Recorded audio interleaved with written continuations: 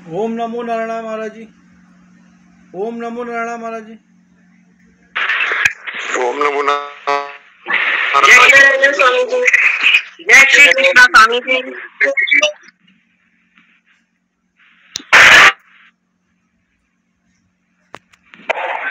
ओम नमो नारायण स्वामी जी। हरि ओम हरि ओम। हरि ओम स्वामी जी। महाराज जी mic बंद है, mic स्वामी mic बंद है महाराज जी, माइक।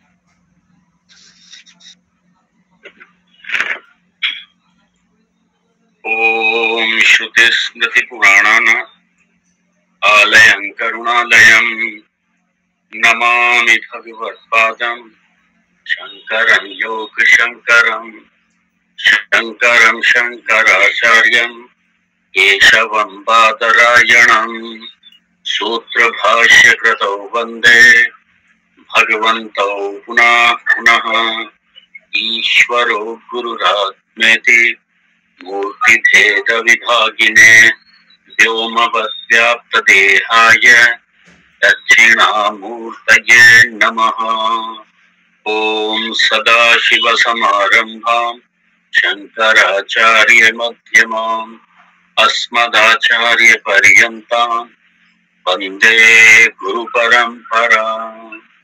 ओम सहना भवतु सहनौ भुनक्तु सह वीर्यं करवावहै तेजस्विनावधीतमस्तु मा विद्विषावहै। ओम शांति शांति शांति। ओम वेदांत सार मंगलाचरण। अखंडं सच्चिदानंदं अवां मनस गोचरम् आत्मानं अखिलाधारम् आश्रय अभीष्ट सिद्धये।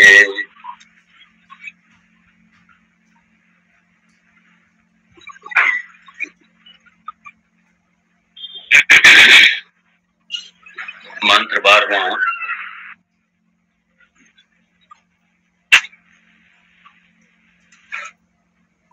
12वां मंत्र खोलिए। इयं समष्टिः उत्कृष्ट उपाधितया विशुद्ध सत्व प्रधाना एतत् उपहितं चैतन्यं सर्वज्ञत्व सर्वेश्वरत्व सर्वनियंत्रत्वादि गुणकम् अव्यक्तम् अंतर्यामी जगत् कारणम् ईश्वरः इति च व्यपदिश्यते सकल अज्ञान अवभासकत्वात् यः सर्वज्ञः सर्ववित् इति श्रुतेः।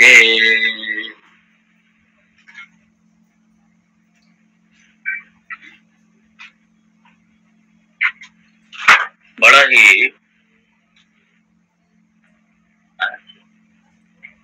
विषय भगवान ने आज का और सनातन संस्कृति की दृष्टि से वेदांत की दृष्टि से भगवान ही है। सिर्फ भगवान ही है और कुछ है ही नहीं। सिर्फ भगवान और कुछ है ही नहीं। अगर भगवान के अतिरिक्त कुछ है तो वो सिर्फ हमारा अज्ञान ही है। अज्ञान ही उसका कारण है। भगवान के अतिरिक्त कुछ है ही नहीं। और यहाँ भगवान हम लोग देख रहे थे समष्टि अविद्या सहितम ब्रह्मन है। ये भगवान जीव व्यष्टि अविद्या या व्यष्टि अज्ञान सहितम जीवा। समष्टि अज्ञान सहितम ईश्वर। ये मोटा मोटा ये जीव और ईश्वर में ये मुख्य भेद। दूसरा, चूंकि समष्टि उपाधि है ईश्वर की, इसलिए व्यावहारिक सत्ता में, व्यावहारिक स्तर पर जीव ईश्वर में भेद बना ही रहेगा। कई लोग, ये वेदांतियों की एक बहुत बड़ी प्रॉब्लम है, कुछ एक वेदांतियों की, अरे जब मैं ब्रह्म हूं तो किसका पूजन करें? मैं तो हम क्यों ईश्वर की पूजा करें, हम क्यों ईश्वर की उपासना करें, हम क्यों ब्रह्म को माने? जब मैं ही ब्रह्म हूं, मैं ही ईश्वर हूं, तो क्यों हम ब्रह्म को माने?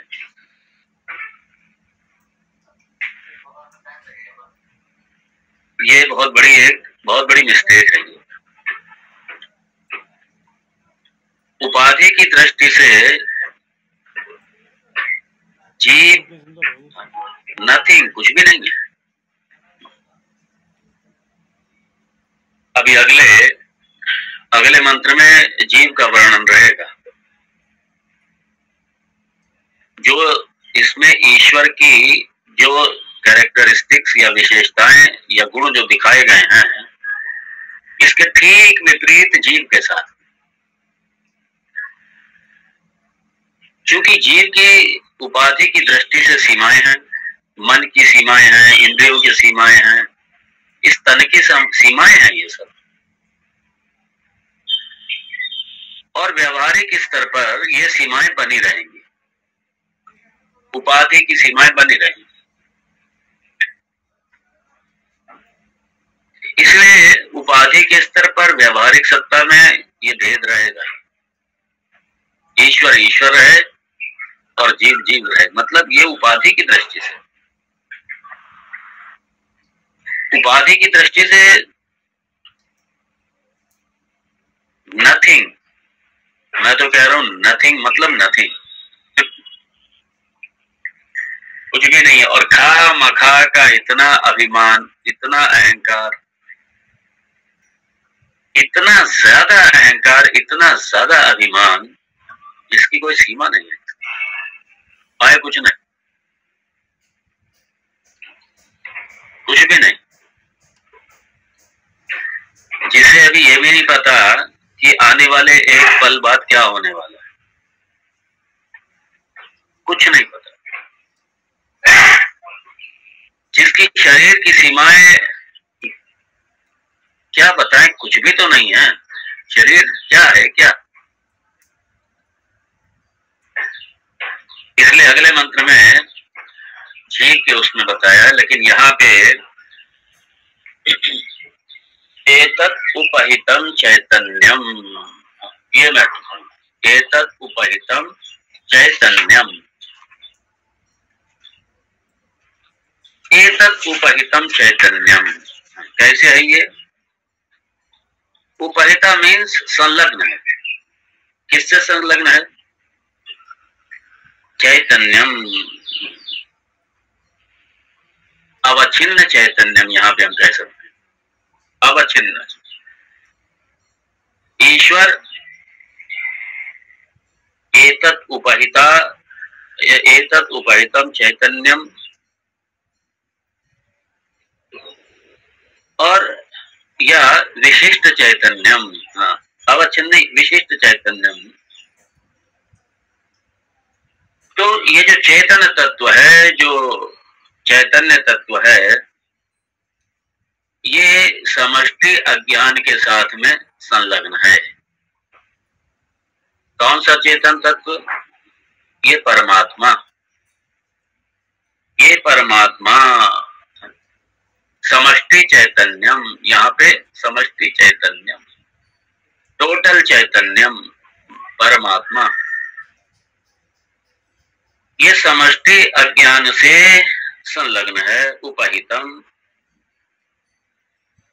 और इसीलिए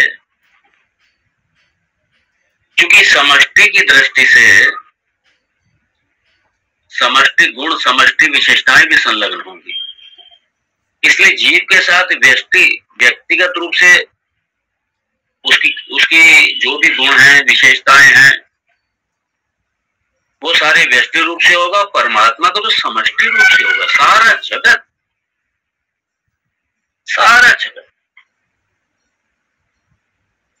कितनी बड़ी शक्ति है। अनंत अनंत कल्याण गुणैक निलय, ये भगवान अनंत कल्याण, अनंत गुण, अनंत शक्ति। कोई सीमा है क्या? एक जरा सी कहीं पर कहीं उथल पुथल हो जाती है, पृथ्वी में, समुद्र में, वायु में, और बस छोटे से भाग में थोड़े सा, एक तो पृथ्वी अपने आप में, यदि आप आकाश को देखें, पृथ्वी अपने आप में एक सुई की नोक के बराबर है बस। ये तो पूरी पृथ्वी है। और इस पृथ्वी और इस सुई की नोक में भी कितना, ये कहाँ भारत ठहरता है, कहाँ अमेरिका ठहरता है, कहाँ क्या ठहरता है। और जरा सी कहीं भी उथल पुथल हो जाए, कहीं मामूली सी, एकदम समुद्र में आया तो मार आ गया, समुद्री तूफान आ गया, वायु में हुआ चक्रवात आ गया, पृथ्वी में हुआ भूकंप आ गया, कहीं अग्नि का हुआ कुछ कोप तो मार पता चला आग आग लग गई। जरा सी ईश्वर की मामूली सी शक्ति सिर्फ इधर उधर हो जाए। इसलिए अनंत अनंत गुण, अनंत शक्ति, अनंत ज्ञान, सब अनंत ही है, कोई सीमा नहीं है, कोई सीमा नहीं। इसलिए यहाँ पे पहले कहा सर्वज्ञत्व, सर्वज्ञत्व, सर्वज्ञ है। देखिए सीधी सी बात है, जब मानव कोई रचना करता है तो हर रचना पहले ज्ञान के रूप में होती है। अच्छी तरह समझ, तो मानव ने कोई रचना की सबसे पहले ज्ञान रूप में ही है, और ज्ञान की अभिव्यक्ति ही सृष्टि है। तो समझ लीजिए, हम अपने मानवीय जीवन में भी देखें, जिस चीज का भी निर्माण होता है, जिस चीज का भी हम निर्माण करते हैं, मानव निर्माण करता है, तो पहले उसके मस्तिष्क में उसकी रचना होती है, उसके बाद में बाहर उसकी अभिव्यक्ति होती है। और हम लोगों से जरा सी रचना नहीं हो पाती, क्या कुछ नहीं बना पाते। हर चीज का, हर छोटी से छोटी चीज, बड़ी से बड़ी चीज, सबका अलग अलग मैकेनिक, सबका अलग अलग निर्माता। एक चीज में सैकड़ों निर्माता लगते हैं तब चीज बनती है। उदाहरण के लिए मकान एक कारीगर, एक व्यक्ति नहीं बनाता। मकान के 30 कारीगर लगते हैं, फर्श बनाने वाले अलग लगेंगे, फर्नीचर बनाने वाले अलग लगेंगे, बिजली का काम करने वाले अलग लगेंगे, प्लम्बर अलग लगेंगे, लोहे का काम करने वाले अलग लगेंगे, ये लकड़ी का अलग लगेगा। सारे कितने सारे होते हैं, तब जाकर के एक मकान तैयार होता है मामूली सा। तो हम यदि ज्ञान की दृष्टि से भी देखें तो नथिंग, कुछ भी नहीं है। और वो ईश्वर जिसने सारी सृष्टि बनाई है, बिना ज्ञान की सृष्टि नहीं हुई है। सारी सृष्टि, इतना बड़ा जगत जिसमें आपके पृथ्वी से लाखों गुना बड़ा सूर्य भी, और ऐसी आकाश गंगाएं पता नहीं कितनी है, और हर आकाश गंगा का एक अलग अलग संसार है, असीमित। पृथ्वी से कितने कितने बड़े ग्रह, कितने कितने बड़े समाज, सारा भी तो बिना ज्ञान के हो गया क्या? इसलिए जगत का तो ज्ञान उसको है ही, सारे जगत का। ओहो, सारे जगत का मतलब ही ज्ञान है। सीधा सीधा जगत का मतलब ही क्या? बिना ज्ञान के कोई सृष्टि, कोई रचना होती ही नहीं है। और सर्वज्ञत्व में मतलब ये समझ लीजिए सारी सृष्टि का, सारे जगत को वो जानने वाला है, सारे जगत को जानने वाला। उसे पता है उसकी कितनी शक्तियां कहां कहां काम कर रही हैं, भगवान को सब पता है, भगवान जी को सब पता है, कहां कहां कितनी शक्तियां, कितने क्या क्या काम कर रहे हैं, उसे सब पता, उसे सबका ज्ञान है। कहां पे क्या छुपा है उसको ये भी पता है। समुद्र में क्या है भगवान को सब पता है, पृथ्वी में क्या है भगवान को पता है, आकाश में क्या है भगवान को पता है। हम अभी खाली खोज कर रहे हैं, हमारा विज्ञान तो अभी खाली लैब में इधर उधर बड़े बड़े सूक्ष्म दृष्टि के यंत्र बना करके और देख रहे हैं आकाश में कहां कहां क्या क्या है। ये तो अभी एक ही आकाश गंगा है, ऐसी पता नहीं कितनी आकाश गंगा है। इसलिए हमारा सारा विज्ञान, हमारी सारी सोच, हमारा सारा ज्ञान भगवान के कण बराबर भी नहीं है ही नहीं। इसलिए सबसे पहले तो यदि ज्ञान का किसी को अभिमान हो, और मेरा ज्ञान भी भगवान का ही ज्ञान है, यह भी याद रखिए, उसी का दिया उसी का ज्ञान। इसलिए सबसे पहले तो यदि कहीं मन में ये भरा हुआ हो कि मैं ज्ञानी, मैं जानता हूं, मैं वो जानता हूं, अरे हाथ जोड़ो भगवान के चरणों में, निवेदन करो, हे भगवान बस आपकी कृपा है, अगर कुछ मिला है, कुछ जानता हूं छोटा मोटा, तो आपकी कृपा ही आई है, बाकी तो आप ही हैं, सब आप ही ज्ञानी है, नथिंग, कुछ नहीं। एक जरा सा एडमिनिस्ट्रेशन का हमको ज्ञान हो जाता है, एक जरा सा व्यापार का हमको ज्ञान हो जाता है, छोटा सा किसी चीज का ज्ञान, एक ऑफिस मेंटेन करने का ज्ञान हो जाता है, तो हम समझते बस हमसे बड़ा कोई है ही नहीं।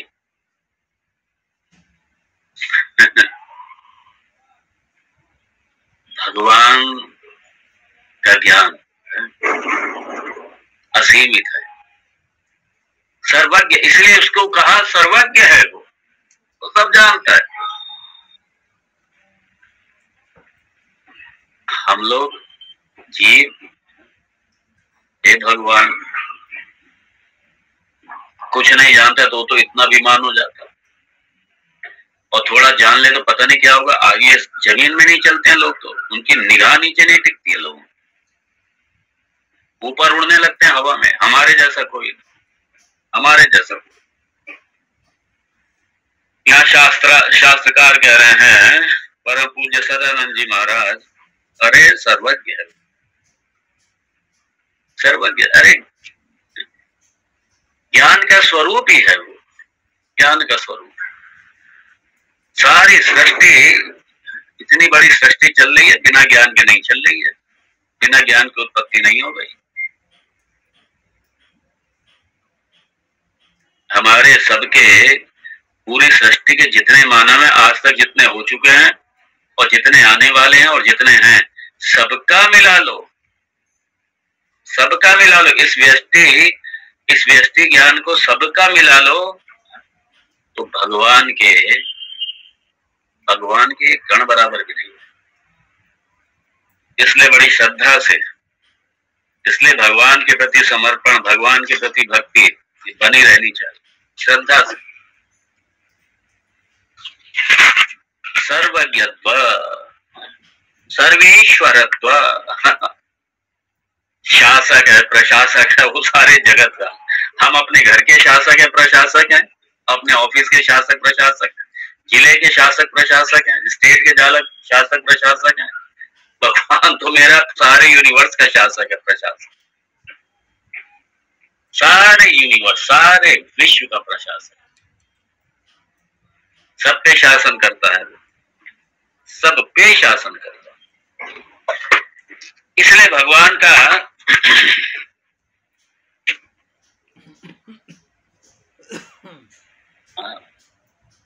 सर्वेषां जीवानां धर्मानुरूपेक्षित फलदातृत्वेन ईश्वर इति उच्यते। सुंदर परिभाषा।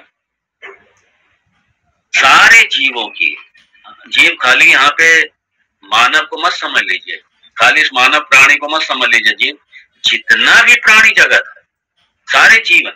ये एक एक पेड़ ये जीव है, एक एक घास का तिनका ये जीव है। ये सब इतने पशु पक्षी, इतने अमीबिया, इतने सारे जीव राशि, असंख्य जीव राशि, समुद्र में रहने वाले जीव, पृथ्वी पर रहने वाले जीव, आकाश में रहने वाले जीव,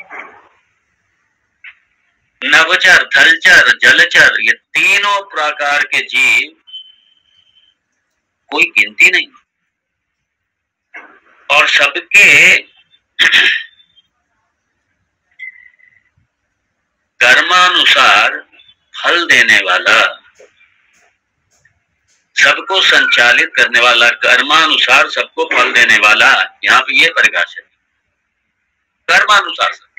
हमें अपने 4 दिन पहले किए गए कर्म नहीं पता हमको, और भगवान को मेरे असंख्य जन्मों के कर्मों का पता है। एक एक प्राणी के असंख्य जन्म और सबके कर्मों का लेखा जोखा भगवान के पास, और कोई भूल चूक नहीं है। बड़े मजे की बात, भगवान के कहीं किसी प्राणी की कहीं कोई भूल चूक नहीं है।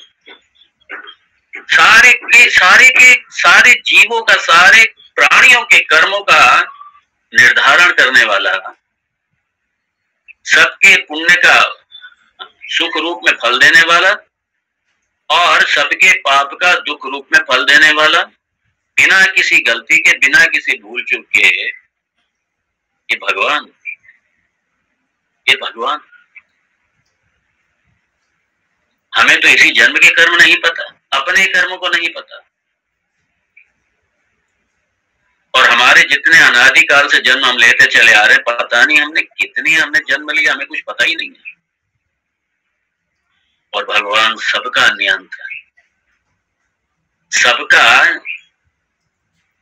कर्म फल नियंत्रण करने वाला, ये सारे कर्म का कानून, सारे कर्म का कानून, सबका ईशन करने वाला ये ईश्वर है। ओफो, एक एक चीज के बारे में सोचो जरा, सिवाय हाथ जोड़ने के और कुछ नहीं रहता है परमात्मा। बस आप अपनी कृपा ही बना के रखो।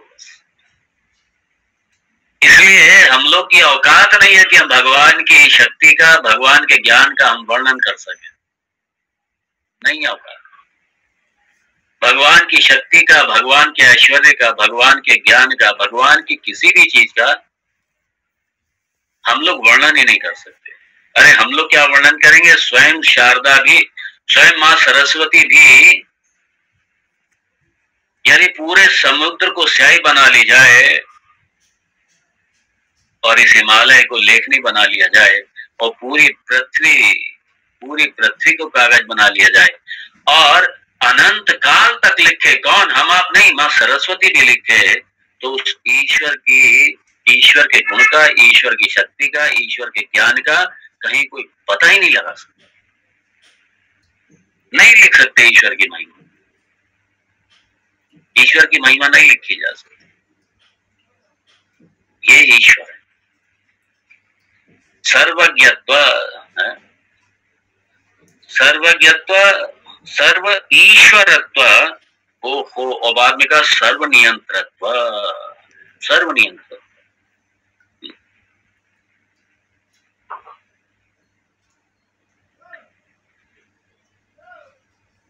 सारे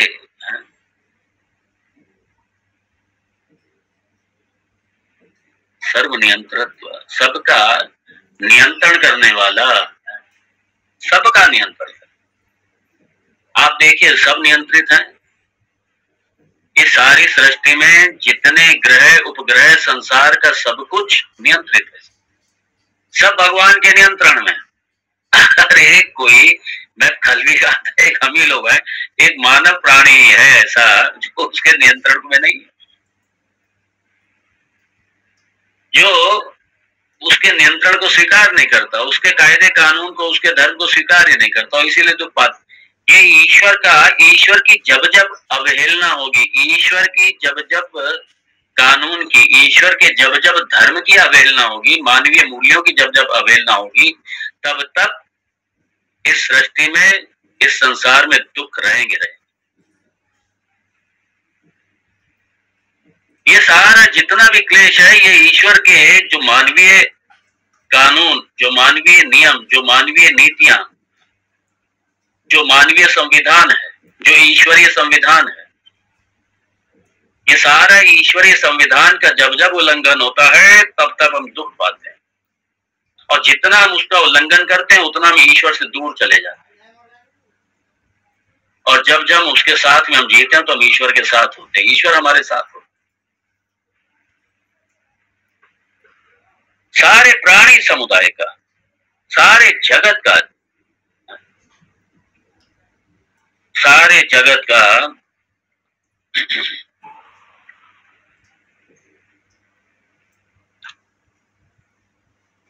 सर्व नियंत्रत्वादी, सबका नियंत्रण करने वाला। जरा सूर्य को देखिए, इतना बड़ा सूर्य हवा में टंगा हुआ है आकाश में। अब आकाश से पूछे कितना बड़ा आकाश है जिसने ऐसे सूर्य पूरे इस गगन मंडल, इसमें सूर्य को एक गेंद की तरह लटका के रखा हुआ है इस आकाश में, और वो हवा में लटका घूम रहा है। ये पृथ्वी घूम रही है लटकी हुई हवा में,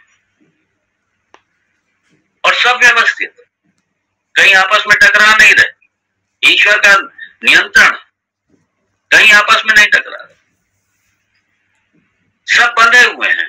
वायु अपनी जगह बंधी है, सूर्य अपनी जगह बंधे, सितारे अपनी जगह बंधे, ग्रह उपग्रह पृथ्वी सब अपनी अपनी जगह बंधे, और कितनी आकाश गंगाएं, और सब आकाश गंगाओं में कितने सारे सूर्य और कितने सारे ग्रह उपग्रह, कितने नक्षत्र, कोई गिनती है क्या? कोई लाखों टिमटिमाते सितारे, और एक एक सितारा सूर्य से बड़ा। कल्पना तो कीजिए, और सारे आकाश में हवा में लटके हुए हैं सारे, कोई नीचे नहीं गिर रहा है।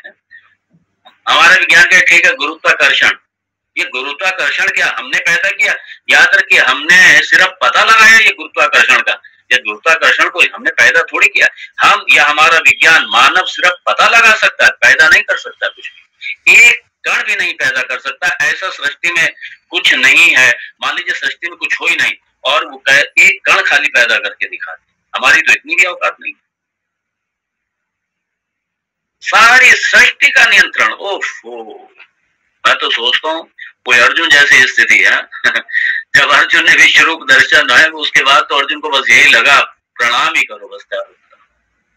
अग्रता प्रणाम, पृष्ठता प्रणाम, ऊर्ध्वम प्रणाम, सब प्रणाम, चारों तरफ प्रणाम प्रणाम प्रणाम, बस भगवान को प्रणाम ही करो। क्या करेंगे उसके? कितना बड़ा, सब नियंत्रित बिल्कुल एकदम, सब भगवान के अनुशासन में, कोई इधर उधर नहीं हो रहा है। हम इधर उधर होते हैं, सिर्फ एक हम ही इधर उधर होते हैं, बाकी कोई इधर उधर नहीं हो रहा है। सारी सृष्टि नियमित रूप से भगवान के आदेशानुसार, भगवान के कानून के अनुसार, सारी सृष्टि अपनी अपनी जगह। बड़ा आश्चर्य होता है, सोच के आश्चर्य।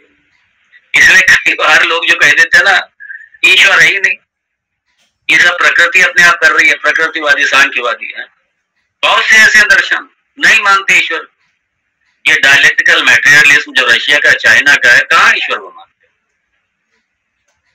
उनसे को ये चल कैसे रहा है? ये सब कौन चला रहा है? ये नहीं, नहीं, बस चल रहा है, अपने आप प्रकृति चल रही है। अरे प्रकृति अपने आप कैसे करेगी? प्रकृति अपने आप एक चेतन तत्व है, वो परमात्मा है, वो चेतन तत्व ही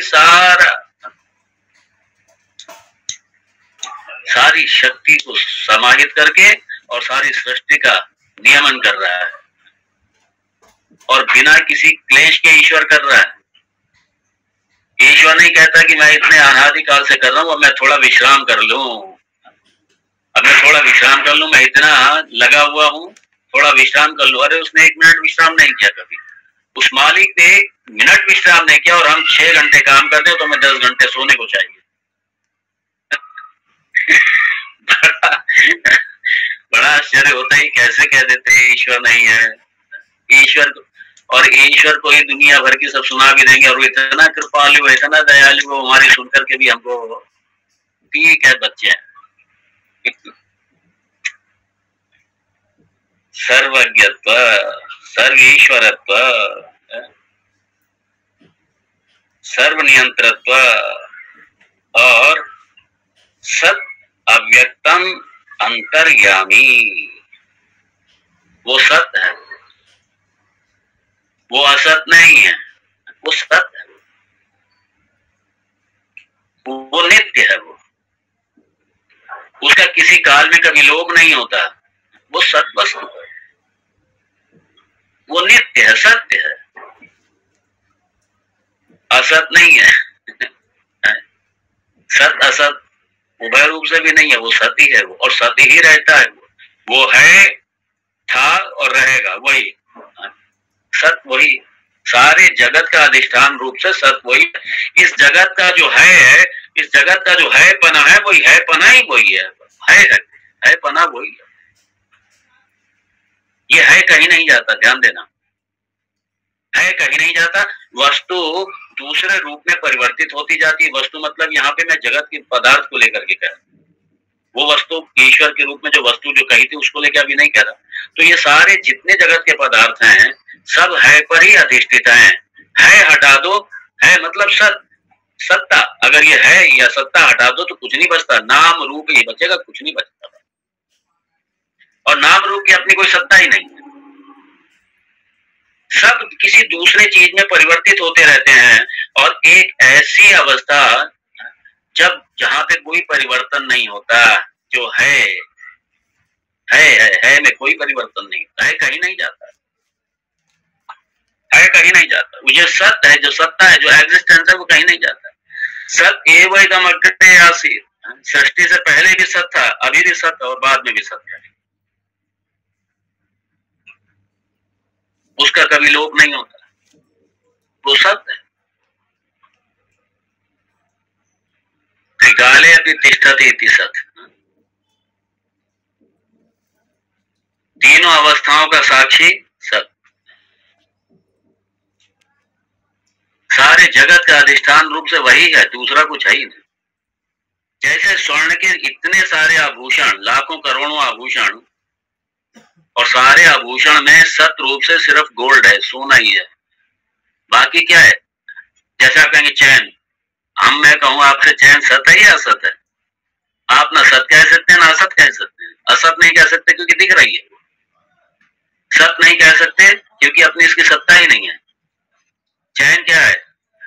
गोल्ड है सिर्फ, चैन को ऊपर नीचे चारों तरफ कहीं भी देखो गोल्ड ही रहेगा, बाकी चैन क्या है? चैन तो मिथ्या है, नाम रूप है।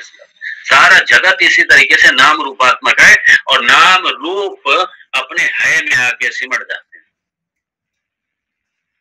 है में आके, इसलिए सत है भगवान, और वही इस जगत का अधिष्ठान है, उसका कभी लोप नहीं हुआ।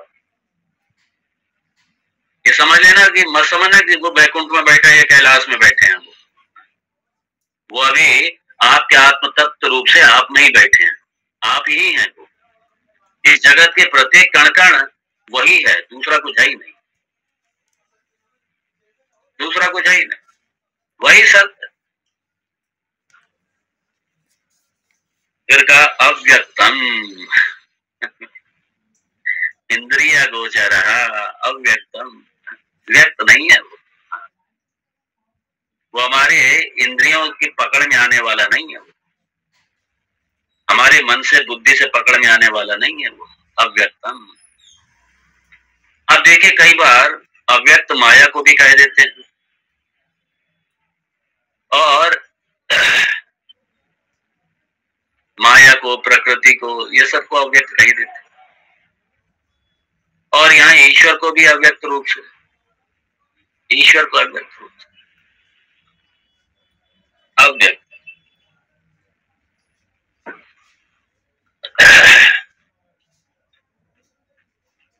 तो अव्यक्तम, व्यक्त नहीं, अव्यक्त। बड़े मजे की बात है, सब कुछ सारे जगत का अधिष्ठान रूप से सारे जगत को तो दिखा दिया और अपने आप को छुपा लिया उसने। हम तो जरा भी किसी चीज का निर्माण करते हैं ना, तो पहले हम अपना फोटो लगाते हैं, नाम लिखते हैं, ये हमने बनवाया, ये हमने बनवाया, ये हमने किया। इसमें दो तरीके, मान लीजिए ठीक है दान पुण्य हुआ है, आज से कुछ जगत का कल्याण कार्य हुआ है, कोई समाज हितार्थ जनहितार्थ कोई अच्छा कार्य हुआ है, तो ये जो नाम भी लिखाए जाते हैं तो इसमें हमें नकारात्मक दृष्टि से ना लेकर के सकारात्मक दृष्टि से लेना चाहिए। वो एक प्रेरणा के स्वरूप में लेना चाहिए उसको, वो दूसरों के लिए प्रेरणा बने इसके लिए। और कुछ तो मैंने देखा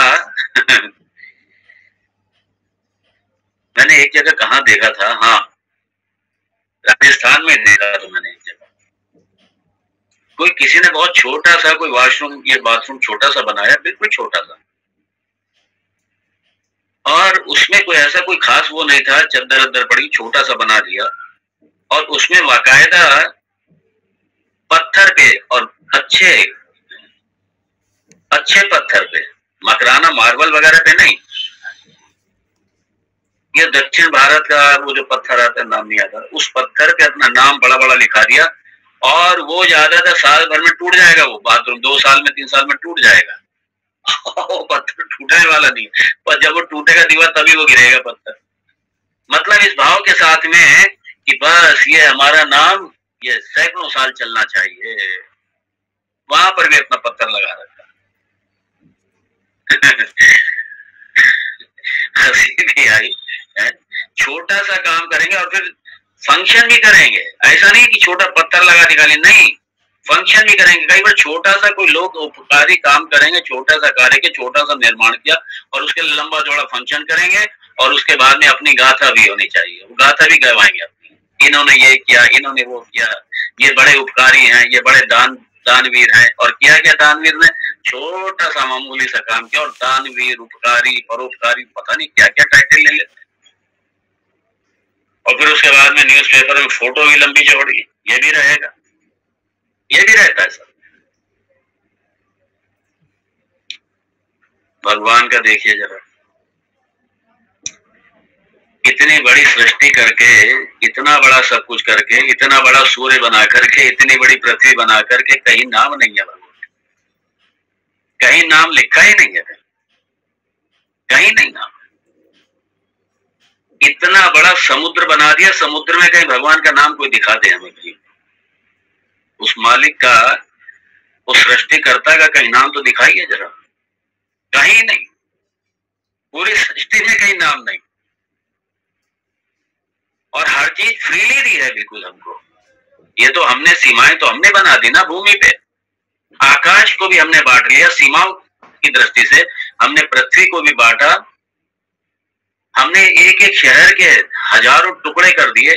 पृथ्वी में टुकड़ा नहीं है लेकिन हमने टुकड़े कर दिए, हर चीज के टुकड़े कर दिए। वायु को हमने बांट दिया, आकाश को हमने बांटा, जल को हमने बांट लिया, समुद्र को हमने बांटा, पृथ्वी को हमने बांटा, सब बांट बूट करके मैं मालिक हूं इसका मैं मालिक हूं उसका, मैं उसका मालिक हूं, सारे सबको बांट लिया, जबकि वो बटा ही नहीं है ठीक, लेकिन हमने बांट लिया।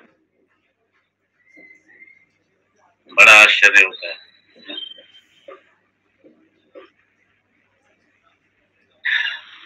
उसने कुछ नहीं किया, सब अव्यक्त है सारा, इतना सब कुछ करने के बाद में भी अव्यक्त रूप से बैठा है। हाँ, उसके लिए व्यक्त है जिसके पास ये ज्ञान चक्षु है, ये वेदांत का जब चक्षु मिलेगा ना, तब वही बचेगा, जगत का लोप हो जाएगा, तब उसके अलावा कुछ बचेगा ही, तब उनके अलावा कुछ नहीं बचेगा। ये दृष्टि जब मिलेगी, जब ये ज्ञान होगा कि अरे सारे जगत का अधिष्ठान रूप से सिर्फ परमात्मा ही है, दूसरा कुछ है ही नहीं, जो अव्यक्त था सबसे ज्यादा व्यक्त वही है, वही व्यक्त है, दूसरा कुछ है ही नहीं, अव्यक्त नाम की कोई चीज नहीं। इसलिए जब तक अज्ञान है तब तक अव्यक्त है, लेकिन यहाँ चूंकि अज्ञानी के संबंध नहीं है, अव्यक्तम व्यक्त नहीं हो रहा कहीं। जैसे सारे जगत की वस्तुएं व्यक्त हो रही है, ऐसे वो व्यक्त नहीं हो रहा, मैं परमात्मा हूं, कहीं व्यक्त नहीं, कहीं व्यक्त नहीं। कहीं अपना एडवर्टाइजमेंट नहीं कर रहा, कहीं कोई विज्ञापन नहीं है, लेश मात्र भी नहीं, कहीं कुछ। अव्यक्तम, अंतर्यामी, बड़ा सुंदर है ये, अंतर्यामी। सारे जीवों के, सर्वेशाम जीवानाम अंतर्हृदये स्थित्वा बुद्धि नियामकत्वेन अंतर्यामी, ये परिभाषा। सर्वेशाम प्राणिनाम, सर्वेशाम जीवानाम, सारे जीवों के अंतर हृदय में, अंतःकरण में, ध्यान रखिए, हृदय मतलब या बुद्धि, और बुद्धि मतलब या अंतःकरण, सारे जीवों के अंतःकरण में विराजमान होकर के, पधार करके भगवान कहते हैं ना, सबके सर्वेशाम हृदय अर्जुन तिष्ठति, मैं सबके हृदय में विराजमान हूं, भगवान कहते हैं गीता। इसलिए सर्वेशाम, सर्वेशाम जीवानाम अंतर हृदय, अंतःकरण में विराजमान होकर के क्या कर रहे हैं वो?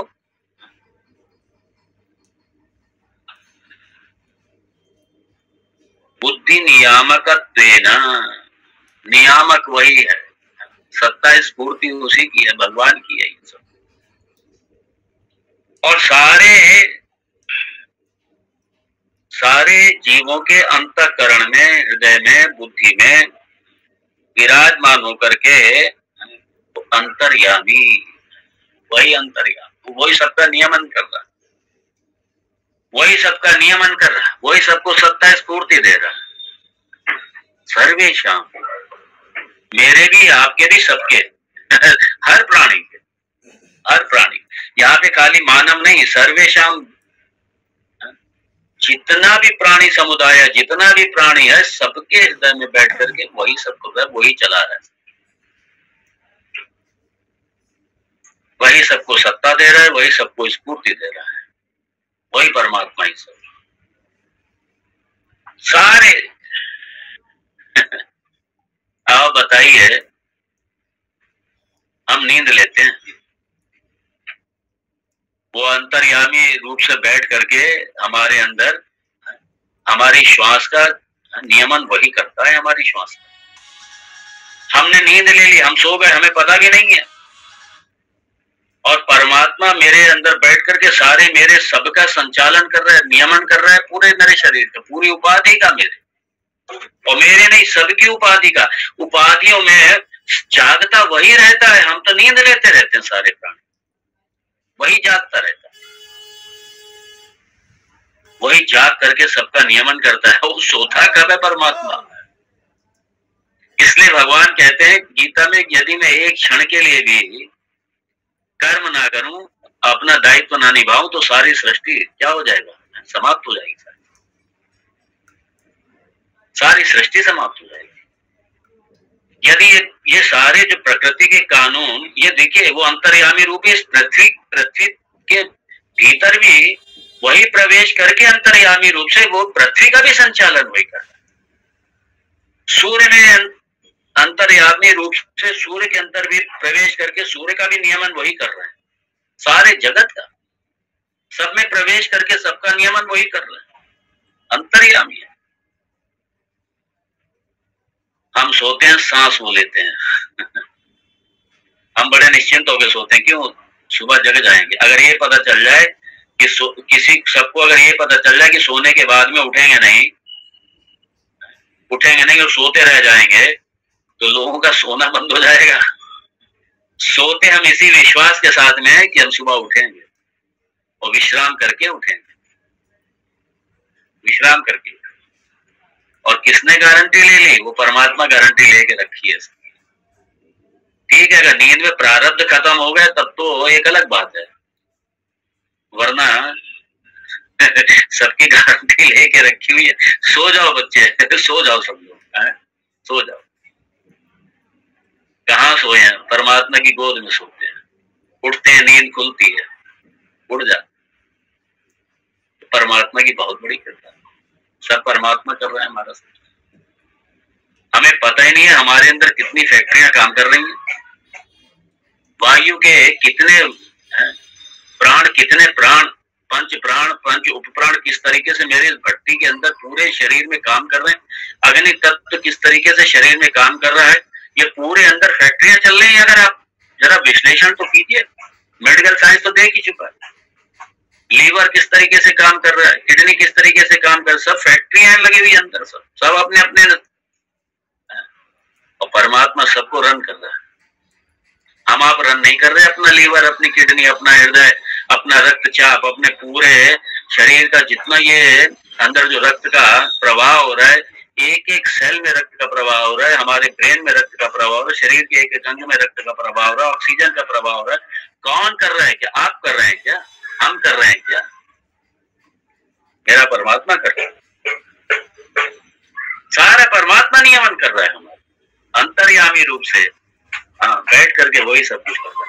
और हम लोग पता नहीं, मैं कई बार देखता हूँ भगवान जाने किस बात का घमंड, किस बात का अभिमान, अपने शरीर का कुछ अता पता ही नहीं है। बैठे बैठे चले गए, बैठे बैठे हार्ट फेल हो गया, पता ही कुछ नहीं, कब पता नहीं कौन सा काम करना बंद कर दे, कुछ पता ही नहीं। बड़ा आश्चर्य होता है। और फिर भी इतना अहंकार, इतना अभिमान। यदि परमात्मा के इन गुणों पर चिंतन किया जाए, चिंतन करना चाहिए परमात्मा के ऊपर, ये अहंकार को गलाने का बहुत बड़ा एक सशक्त माध्यम है ईश्वर चिंतन, ईश्वर की महिमा, ईश्वर का गुणगान। इसलिए जो भजन के द्वारा जो ईश्वर का गुणगान किया जाता है, ईश्वर की महिमा गाई जाती है, उसके पीछे कारण यही है कि हमारी शरणागति हो और हमारा अहं गले, हमारा अहंकार गले, हमारा अभिमान गले, हम ईश्वर शरणापन्न हो।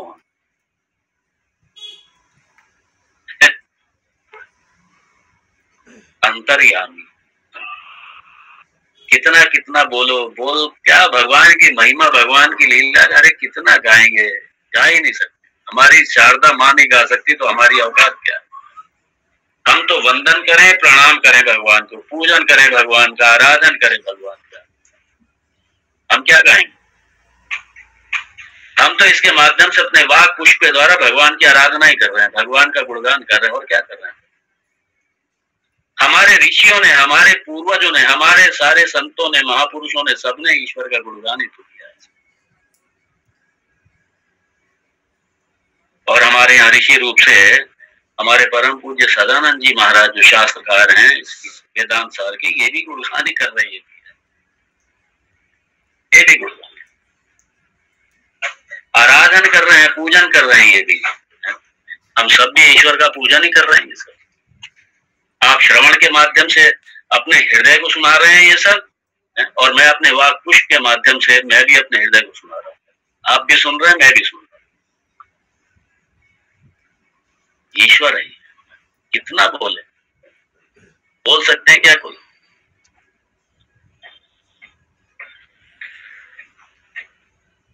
अव्यक्तम अंतर्यामी, आहा, और फिर बाद में कह दिया जगत कारणम। ये परिभाषा, जगत कारणम, जगत कारणम। अच्छा, कार्य कारण से कभी भी भिन्न नहीं होता। जब हम कहते हैं जगत कारणम, ईश्वर को कारण ईश्वर है, तो जगत क्या है? ये कार्य है जगत, और कार्य अपने कारण से कभी पृथक नहीं होता। इसलिए जगत भी ईश्वर से एक क्षण के लिए भी पृथक नहीं है, एक क्षण के लिए, एक कण भी जगत का ईश्वर से पृथक नहीं है, और एक क्षण के लिए भी ईश्वर से जगत पृथक नहीं है। और कारण की दृष्टि से देखो तो कार्य का लोप कारण में ही होता है, याद रखिए, कार्य का लोप कारण में होता है। और ये जगत का लोप किसमें होगा, लय किसमें होगा? अपने कारण में होगा, और कारण ईश्वर है। इसलिए ईश्वर के अतिरिक्त तो कुछ है ही नहीं। कार्य की दृष्टि से जगत हमें दिखाई दे रहा है, लेकिन कारण की दृष्टि से देखो तो जगत है ही नहीं, ईश्वर ही है। जैसे कार्य की दृष्टि से देखो तो चैन दिखाई दे रही है, लेकिन अगर कारण की दृष्टि से देखो तो सोना ही है, सोने के अतिरिक्त कुछ है ही नहीं, वहां कोई आभूषण नहीं है सोने के अतिरिक्त। कार्य अपने कारण से पृथक है ही नहीं। आपका मोबाइल, मोबाइल का कारण क्या है? कि प्लास्टिक है जिससे वो बना हुआ है, वो उसका कारण है। जो धातु जिससे बना हुआ है मोबाइल, वो धातु ही तो है। मोबाइल क्या है? मोबाइल मिथ्या है, ये नाम रूपात्मक मोबाइल है। इसका कारण रूप से वो जो उसका उपादान कारण वो है। ऐसे ही जगत, पूरे जगत का उपादान कारण ईश्वर है।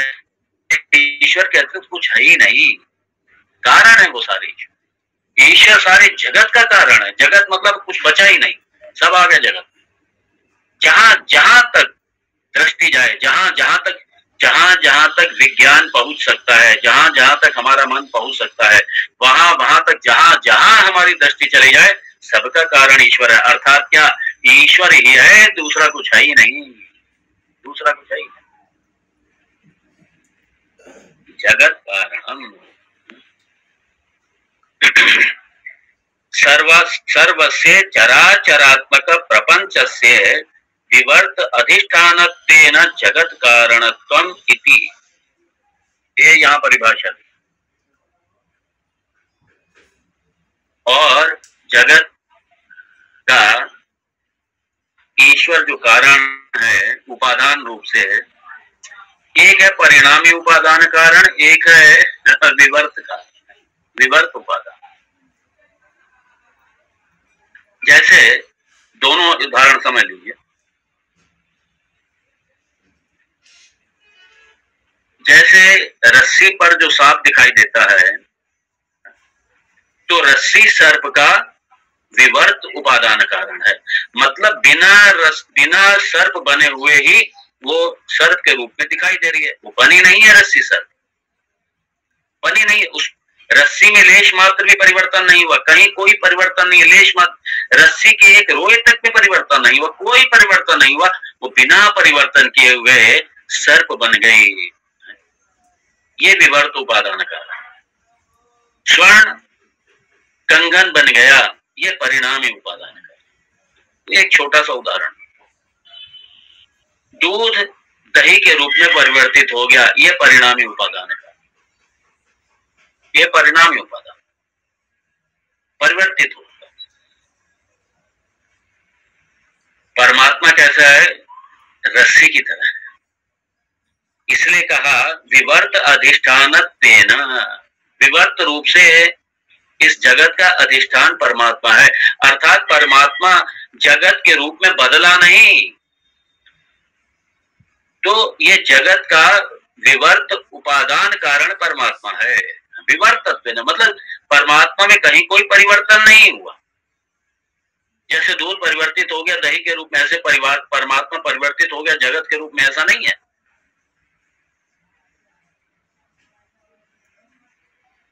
तो परमात्मा था, परमात्मा है, लेकिन जो हमें जगत के रूप में दिखाई दे रहा है वो हमारे अज्ञान, ये समष्टि अज्ञान, ये उपाधि है। समष्टि अज्ञान की वजह से ही हमें जगत परमात्मा, ये परमात्मा जो है जगत के रूप में हमें दिखाई दे रहा है। ये जगत दिखाई दे रहा है। जगत नाम की कोई चीज नहीं है। जैसे रस्सी पे सर्प नाम की कोई चीज नहीं है, ऐसे ही ये जगत नाम की भी कोई चीज नहीं है, संसार नाम की कोई चीज नहीं है। परमात्मा ही इस जगत के रूप में भास रहा है। जैसे प्रकाश आने पर सर्प का बाध हो जाता है, ऐसे ही ज्ञान आने पर इस जगत का बाध हो जाता है।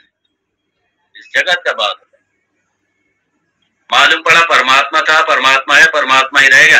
ये सिर्फ बीच में जो जगत दिखाई दे रहा था मुझे, जो अलग अलग पदार्थ दिखाई दे रहे थे, नाम रूपात्मक, ये सारा जगत जो दिखाई दे रहा था, ये मेरे अज्ञान की वजह से दिखाई, ये अज्ञान की वजह।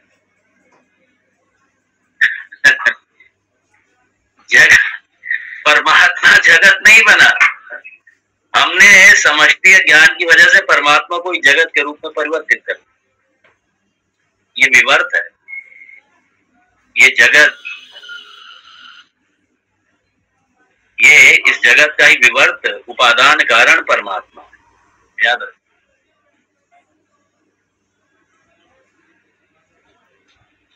जगत कारणम ईश्वर, ईश्वर, ये ईश्वर है।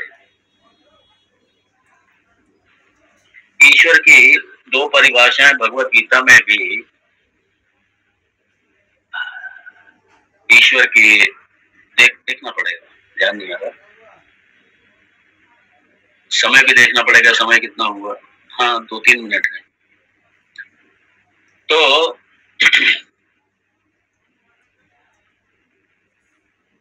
ऐश्वर्य से समग्र से, ये पूरा उसका एक श्लोक है, ध्यान नहीं आ रहा, ईश्वर का। और दूसरे मतलब ये सारा जितना ऐश्वर्य है, जितना भी सबसे बड़ा ऐश्वर्य, सबसे बड़ा ऐश्वर्य के साथ में सबसे बड़ा वैरागी, ये देखना पड़ेगा, थोड़ा स्मरण नहीं हो रहा अभी। 2 श्लोक हैं वो ईश्वर के। और ये सारे, हाँ एक और है जिसमें ये जगत की स्थिति, जगत की सृष्टि, स्थिति और लय है, तीनों, और सारे जितना भी प्राणी है सबके कर्मों का लेखा जोखा, सारे प्राणियों की गति अगति सबको जानने वाला जो है वही ईश्वर है। ईश्वर ही जान सकता है, और कोई नहीं जान सकता। और दूसरा, चलिए 2 श्लोक में कल देखता हूं, बताता हूँ फिर मैं आपको। तो इसलिए क्या है, ईश्वर सारे जगत का नियंत्रण, सारे जगत का मालिक, सारे जगह। हम लोग क्या 50 साल 60 साल यहाँ पे जो भी जिंदगी होती है, मान लो मैक्सिमम 100 माना गया है, कुछ अपवाद स्वरूप 110, 120, 130 भी जी जाते मान लीजिए। और हमने, बड़े आश्चर्य की बात है, हमने कुछ पैदा नहीं किया। अच्छा, जब हम आए थे बिल्कुल खाली हाथ आए थे, हम कुछ लेके नहीं आए थे, कुछ भी नहीं लेके, और जाएंगे कुछ लेके भी नहीं जाएंगे। और यहाँ पे भगवान की कृपा से भगवान ने कुछ हमें उपयोग करने के लिए दे दिया सिर्फ, और हम इतने अभिमान के साथ में जीते, बस हम इसके मालिक हो गए, इतने अभिमान के साथ हम इसके मालिक हो गए। उसने हमें उपयोग करने के लिए दे दिया, और हम कहते हैं ये इसके मालिक, मेरे ये, मेरा वो, और कुछ नहीं। पूरी पृथ्वी अपने आप में एक सुई की नोक के बराबर है पूरे ब्रह्मांड में, और उस सुई के नोक के में भी भारत भी छुपा है, अमेरिका भी छुपा है, सब छुपा है। भारत में भी हमारा दिल्ली भी आ गया, उसी सुई के नोक में दिल्ली भी आ गया, बॉम्बे भी आ गया, सारे शहर आ गए, सब आ गए, अमेरिका भी आ गया सब। और उसमें भी कहीं छोटा मोटा प्लॉट, कहीं 100, 200, 500 गज का, 1000 गज का, या कोई 150 एकड़ भूमि, या कुछ भी थोड़ा बहुत जो भी है, या थोड़ा बहुत धन, थोड़ा बहुत सोना, ये वो थोड़ा इकट्ठा कर लिया, और बस इतने अभिमान में हम मालिक हो गए। अरे कुछ लेके नहीं आए, और कुछ बनाया भी नहीं हमने कोई उत्पादन नहीं किया, हमने कोई उत्पन्न नहीं किया, कुछ भी भगवान ने दे दिया, कृपा कर दी, और हम समझते बस हो गए।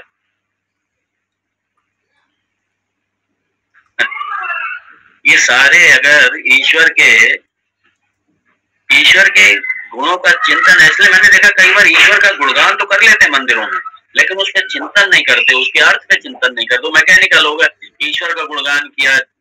ईश्वर का गुणगान इसीलिए ताकि मेरा अहंकार धुले, मेरा अभिमान धुले, मेरे मन से कलुष हटे, मेरे मन से ये कलंक मेरे मन में जो लगे पड़े अंदर हटे मेरे सारे से।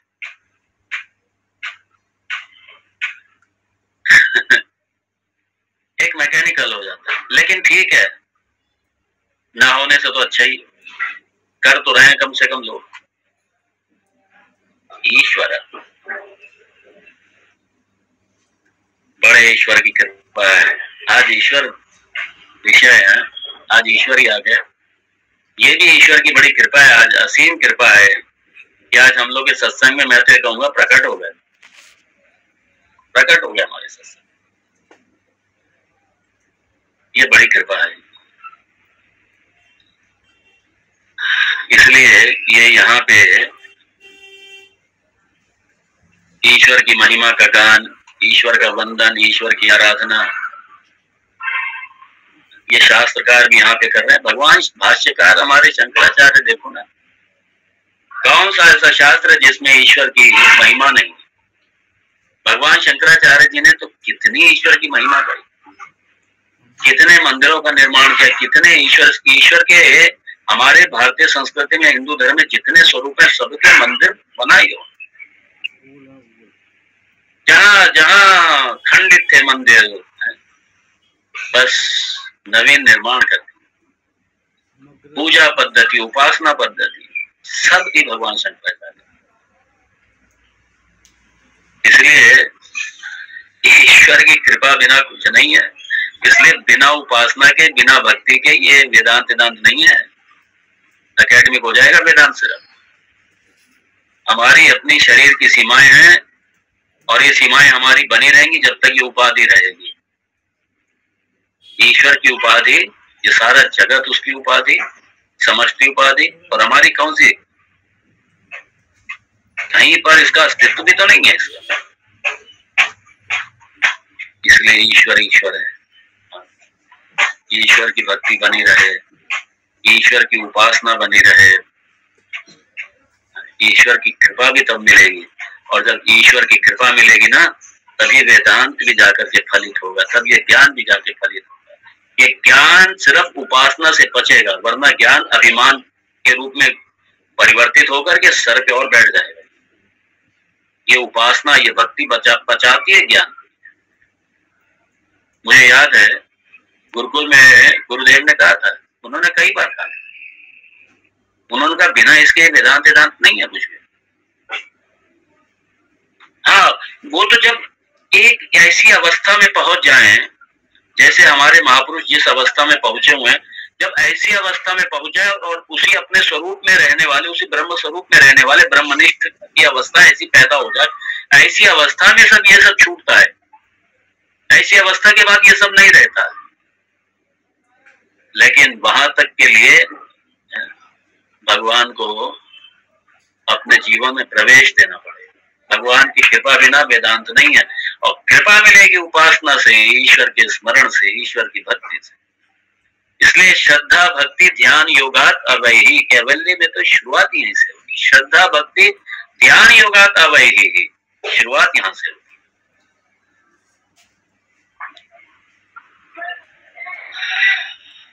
समय की सीमा को देखते हुए मैं विराम दूंगा। सबके प्रति मंगल कामना करते हुए, भगवान के चरणों में प्रणाम करते हुए मैं यहाँ विराम दूंगा। ओम तत्सत। ओम पूर्णमदः पूर्णमिदं पूर्णात् पूर्णमुदच्यते पूर्णस्य पूर्णमादाय पूर्णमेवावशिष्यते। ओम शांति शांति शांति। शंकरं शंकराचार्यं केशवं बादरायणं सूत्र भाष्य कृतौ वंदे भगवन्तौ पुनः पुनः। ईश्वरो गुरुरात्मेति मूर्तिभेद विभागिने व्योमवद्व्याप्त देहाय दक्षिणामूर्तये नमः। ओम श्री गुरुभ्यो नमः। हरि ओम।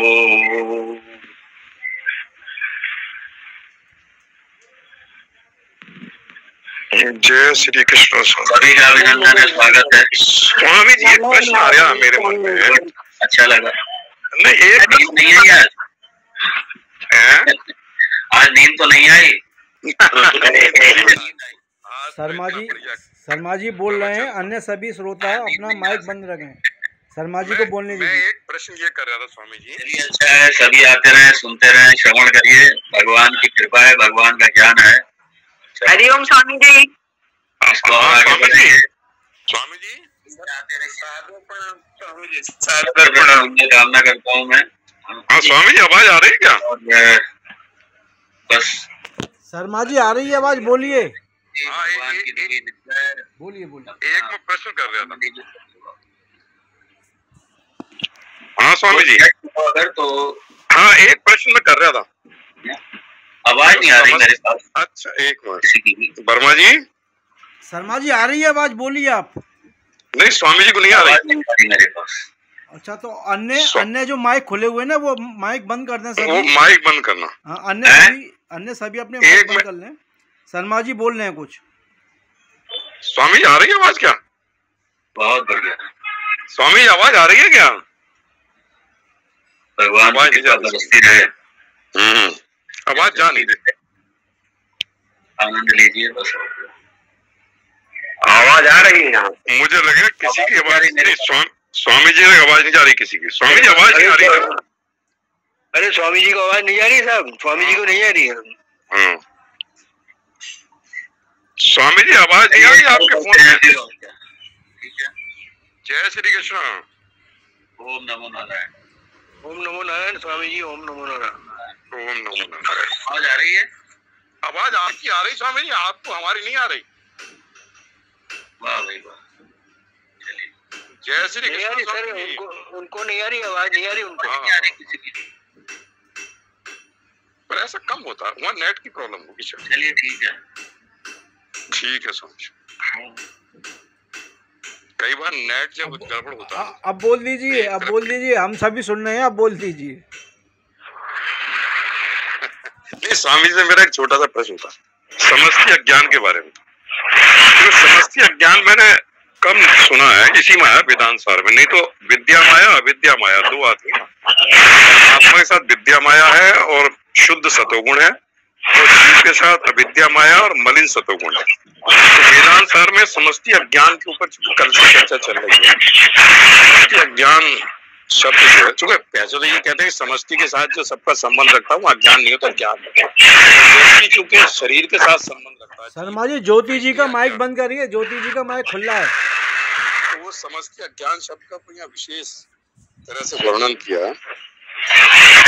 हालांकि स्वामी जी ने वो क्लियर कर दिया विद्या और अविद्या वाला, लेकिन मैंने समष्टि अज्ञान शब्द जो वेदांत सार में लिया वो यहाँ पे लिया है ईश्वर के लिए। कहते हैं स्वामी जी से। जय श्री कृष्ण।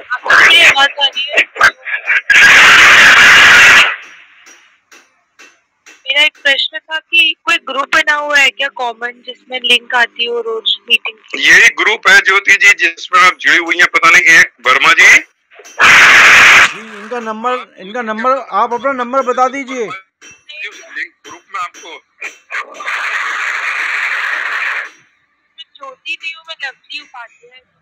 अच्छा, नाम आपका ज्योति लिखा रहा है। नहीं, मैं लवली। ज्योति मेरा आ रहा है, मेरा खुला हुआ है ये। अच्छा, एक मिनट, जिनको ज्वाइन कराना है। अच्छा, लवली उपाध्याय। हाँ, वो लवली पर मैं डॉक्टर ज्योति हूँ।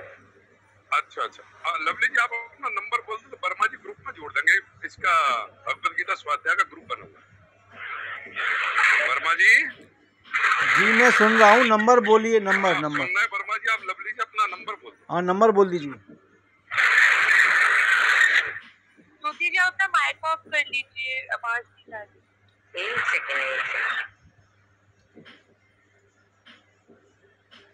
सर 81 यस 81 और 81714 714 41 41 345। 345। मैं रिपीट कर रहा हूँ, 8171 जी 44 जी 1345। जी जी सर। ओके। धन्यवाद। हरिओम।